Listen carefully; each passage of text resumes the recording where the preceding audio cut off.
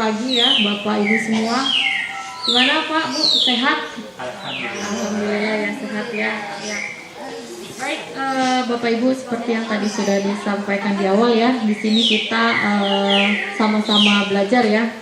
Belajar memahami bagaimana tentang pemasaran digital dan manajemen keuangan untuk para pelaku UMKM ya.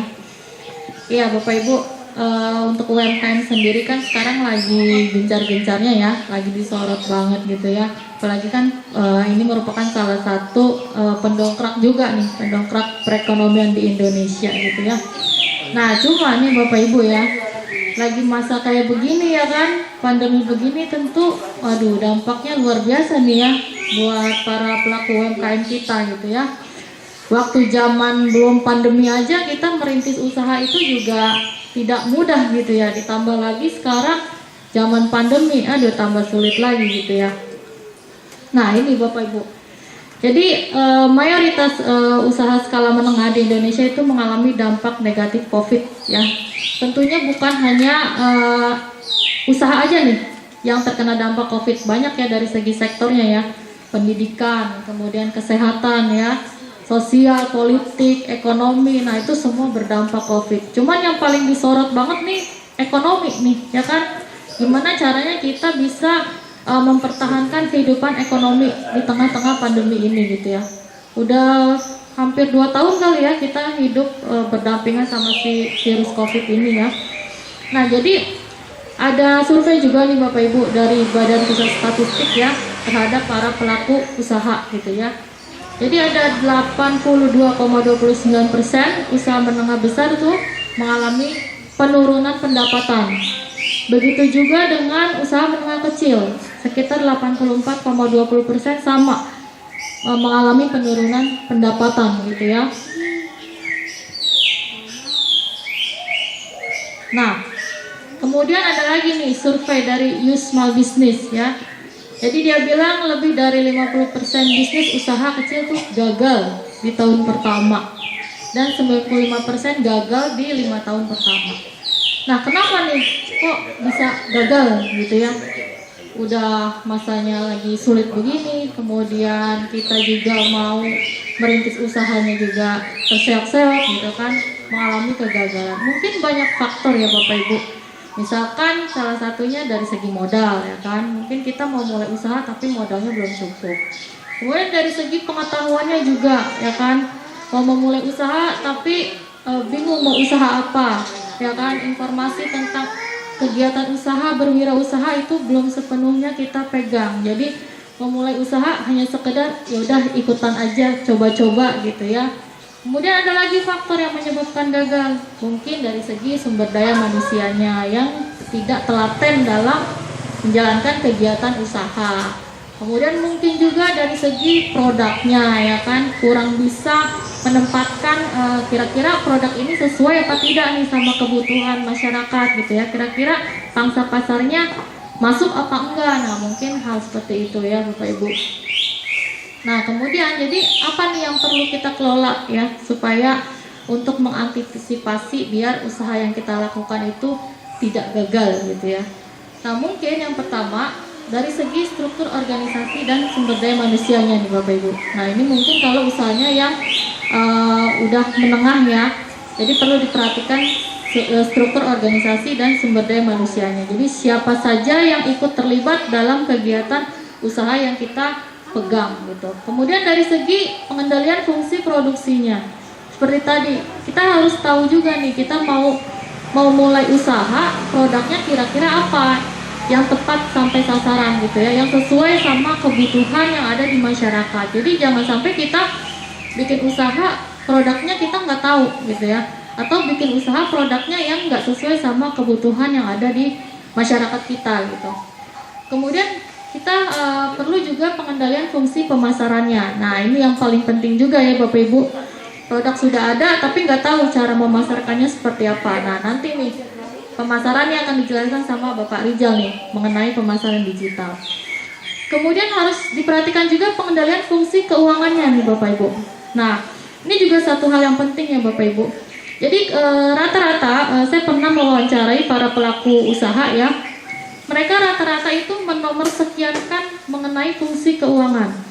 Jadi manajemen keuangannya dinomorsekiankan. Mereka hanya fokus kepada produk dan pemasarannya aja. Nah, padahal fungsi keuangan ini merupakan suatu hal yang penting dalam merintis usaha. Saya tanya, kenapa kok manajemen keuangannya masih berantakan? Karena kita usahanya masih kecil, Mbak, gitu ya. Nah, padahal pemikiran seperti itu salah. Justru pada saat usaha kita masih kecil, kita harus memikirkan bagaimana pengelolaan manajemen keuangannya, gitu. Para pelaku usaha masih mencampur adukan dana pribadi dengan dana usaha. Nah, itu yang tidak boleh, gitu ya.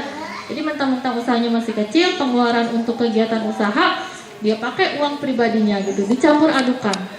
Kalau manajemen keuangannya sudah begitu ya, maksudnya mempercampur adukan seperti itu, nanti ke depannya buat kegiatan usaha juga bakal berantakan gitu ya. Kemudian yang perlu diperhatikan lagi adalah pengendalian fungsi administrasinya ya, pembukuannya mengenai pencatatan keuangan dan segala macamnya. Nah, jadi apa sih Bapak Ibu manajemen keuangan itu ya?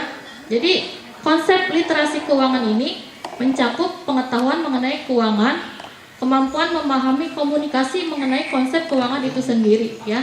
Jadi bagaimana cara kita bisa mengelola keuangan kegiatan usaha kita. Jadi manajemen keuangan ini adalah kegiatan perencanaan, pengelolaan, penyimpanan, serta pengendalian dana dan aset yang dimiliki oleh suatu usaha yang kita kerjakan. Nah, jadi segitu pentingnya manajemen keuangan buat kemajuan usaha kita gitu ya. Nah, gimana kalau kita tidak memperhatikan manajemen keuangan kegiatan usaha kita? Nah, yang pertama akibatnya adalah transaksi yang terjadi, segala transaksi yang terjadi di kegiatan usaha kita itu tidak tercatat. Kita tidak bisa mendeteksi pengeluaran apa saja yang sudah kita lakukan selama menjalani kegiatan usaha. Kemudian pendapatan apa saja yang sudah kita terima selama usaha kita berlangsung. Nah, kalau nggak ada manajemen keuangan, tidak bisa mengelola dengan baik, semua transaksinya kita tidak tahu. Ini uang habisnya kemana-mana aja nih, bingung gitu ya. Ini pendapatannya sekian nih, kira-kira untung rugi, nah nggak tahu. Karena tidak ada pencatatan yang baik. Nah, kemudian yang kedua akibatnya, kalau misalkan kita mau pinjam uang ke bank Bapak Ibu, ngajuin kredit, kalau kita tidak punya histori pencatatan transaksi keuangannya, bank juga akan kesulitan untuk memberikan dana kepada kita, gitu ya. Jadi bank kan juga tidak mau serta-merta kasih pinjam kita gitu ya. Dia juga harus lihat nih, kalau minjem uang untuk usaha, biasanya ada laporan kinerja usahanya. Meskipun itu pencatatannya secara sederhana, tapi bank sudah tahu berapa nanti keuntungan atau kerugian dari suatu usaha yang dia pegang gitu. Jadi bank kasih pinjamnya juga enak gitu. Oh, kira-kira kalau dia pinjam segini, saya kasih segini, oh ini orang nanti mampu bayar karena lihat laporan kinerja keuangannya tuh ada gitu ya. Kemudian akibat yang berikutnya, kalau misalkan kita tidak memanage keuangan dengan baik, kita tidak dapat mendeteksi kemungkinan terjadi kekeliruan. Nah, ini untuk misalkan usaha yang kita lakukan itu berpartner. Kalau usahanya kita sama orang lain kerjasama, kalau orang lainnya itu curang atau segala macam yang menyebabkan kerugian perusahaan kita, nah kita tidak tahu, ya kan? Kalau nggak ada catatan laporan keuangannya. Nah, jadi yang perlu diperhatikan Bapak Ibu, kita harus membiasakan. Walaupun usaha kita kecil, kita harus membiasakan mencatat semua transaksi pengeluaran usaha kita, gitu ya.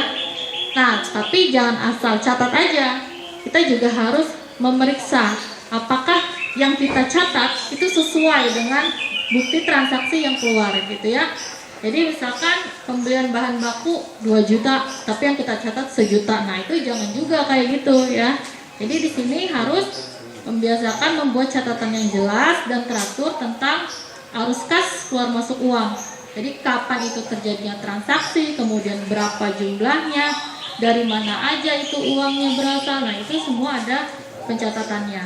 Kemudian yang kedua tadi, tidak asal mencatat tetapi harus diperiksa juga ya. Membiasakan memeriksa ulang dari setiap bukti-bukti yang ada, baik itu secara periodik maupun secara bulanan, tergantung kondisi Bapak Ibu maunya seperti apa dalam melakukan pencatatan gitu ya. Nah, kemudian yang ketiga, kita harus membiasakan Bapak Ibu untuk memisahkan mana yang uang pribadi, mana yang uang perusahaan, gitu ya.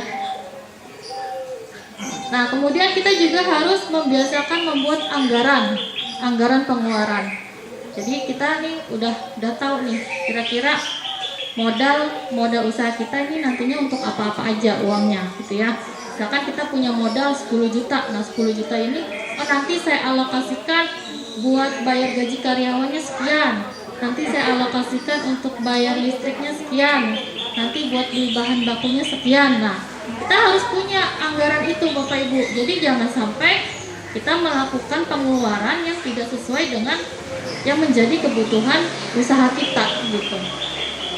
Nah, kemudian kita juga harus membiasakan menggunakan jasa perbankan. Nah, kalau ini pasti kita juga semua pakai ya pihak bank untuk menyimpan uang dan transaksi keuangan lainnya. Nah, kemudian Bapak Ibu, tujuan adanya manajemen keuangan ini yang pertama tentu menjaga arus kas ya. Jadi kita juga memantau proses transaksi keuangan yang terjadi di usaha kita, gitu ya. Berapa tadi pengeluarannya, kemudian berapa pendapatannya, gitu. Nah, kalau kita sudah memantau arus kas kita, otomatis kita bisa memaksimalkan keuangan perusahaan, gitu. Jadi karena kan kita tadi sudah menganggarkan dana-dana yang kita punya, modal yang kita punya untuk kegiatan usaha apa-apa aja, gitu ya. Nah, kalau kita sudah menjalankan itu, otomatis kita bisa memaksimalkan keuntungan untuk jangka yang panjang, gitu kan. Karena kan kita pengen usaha yang kita jalani ini nantinya kan terus berkembang ya Bapak Ibu, nggak mau stop di tengah jalan. Nah, kemudian bisa juga untuk meningkatkan efisiensinya dan bisa menjaga kelangsungan kehidupan perusahaan. Karena kita rapi manajemen keuangan usahanya, otomatis kita punya kinerja laporan keuangan usaha kita. Jadi kita bisa lihat nih, dalam kurun waktu sebulan, 2 bulan, kira-kira kita udah untung apa belum nih? Atau malah kita rugi, atau malah kita impas. Nah, itu karena ada laporan keuangannya, jadi kita bisa melihat kinerja usaha kita. Jadi kelangsungan kehidupan perusahaan juga bisa kelihatan gitu nantinya usaha saya berkembangnya itu berapa bulan lagi nih dengan melihat kinerja laporan keuangannya. Nah, kemudian Bapak Ibu untuk ruang lingkup manajemen keuangan sendiri ya. Yang pertama ada perencanaan ya. Jadi perencanaan di sini kita memproyeksikan berapa banyak uang yang akan dibutuhkan untuk usaha kita. Seperti tadi ya, punya modal sekian. Nah, modalnya ini untuk apa-apa aja nih nanti, beli bahan baku, kemudian untuk bayar operasional usaha seperti listrik, air, kemudian nanti untuk bayar gaji gitu ya. Kemudian kita melakukan penganggaran, mengalokasikan dana tersebut ya. Jadi jangan sampai kita melakukan pengeluaran yang bukan untuk kegiatan usaha gitu ya, yang bukan untuk keuntungan usaha. Nah, jangan sampai seperti itu. Hal-hal yang tidak perlu, yang tidak berkaitan dengan kegiatan usaha, kita tidak boleh keluarkan gitu ya. Kemudian mengelola dan menilai risiko. Nah, ini berkaitan sama misalkan kita mau pinjam kredit di bank tadi ya.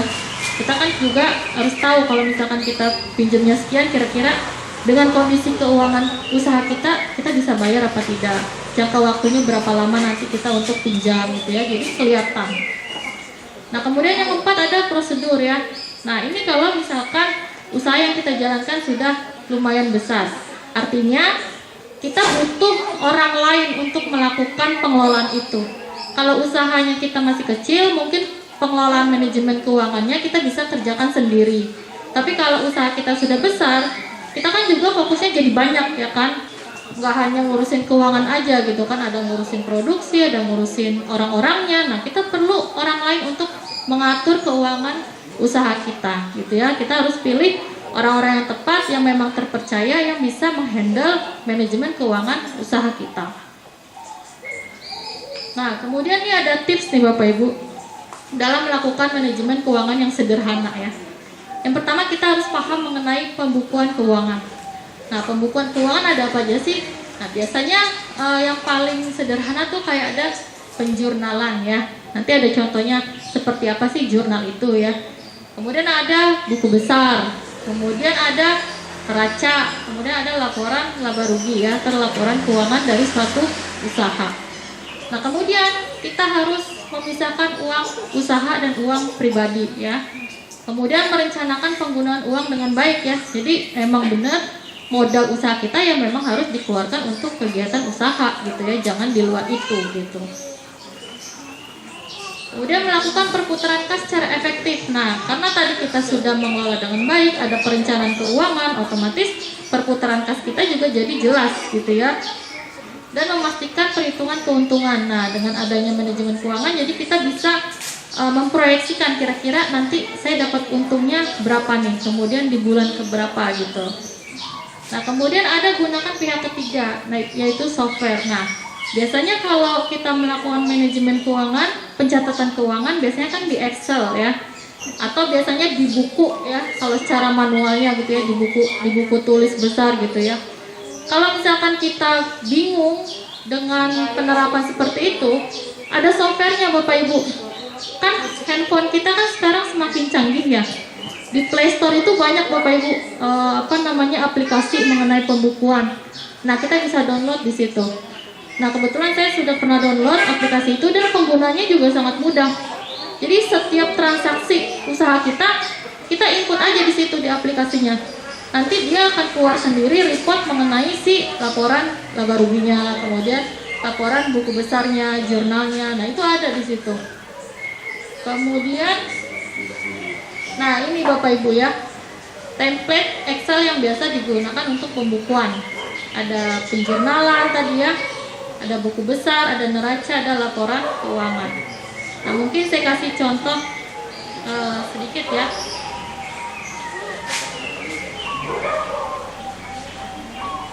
Nah, ini merupakan kita mainnya di Excel. Cuman kalau Bapak Ibu kurang paham Excel, bisa tadi download software yang di Play Store tadi ya. Nah, ini salah satu contoh jurnal Bapak Ibu. Jadi semua transaksi kegiatan usaha Bapak Ibu, mau beli bahan baku, mau bayar gaji, mau pembayaran listrik, air, nah semua dicatat dalam jurnal ini di Excel ya. Kemudian nanti ada buku besarnya. Nah, buku besar ini adalah akun-akun yang kita dapat dari jurnal tadi gitu. Kalau jurnal itu kan semua transaksi Bapak Ibu, semua transaksi kita masukin di sini. Nah, kalau buku besar ini dipisah. Jadi mana yang modal, mana yang pengeluaran, mana yang pendapatan gitu ya. Kalau ini tadi semua transaksi dicampur jadi satu, itu namanya jurnal ya. Kemudian ada laporan laba ruginya. Nah, jadi kita bisa lihat di sini berapa sih keuntungan yang kita dapat atau berapa sih mungkin rugikah usaha kita gitu ya. Nah, ini merupakan neraca saldonya ya. Mungkin kalau ini bingung ya, bisa di-download softwarenya Bapak Ibu di aplikasi Play Store ya. Itu banyak aplikasi-aplikasi manajemen keuangan di situ ya. Jadi bisa memudahkan Bapak Ibu untuk melakukan pencatatan keuangan usaha Bapak Ibu.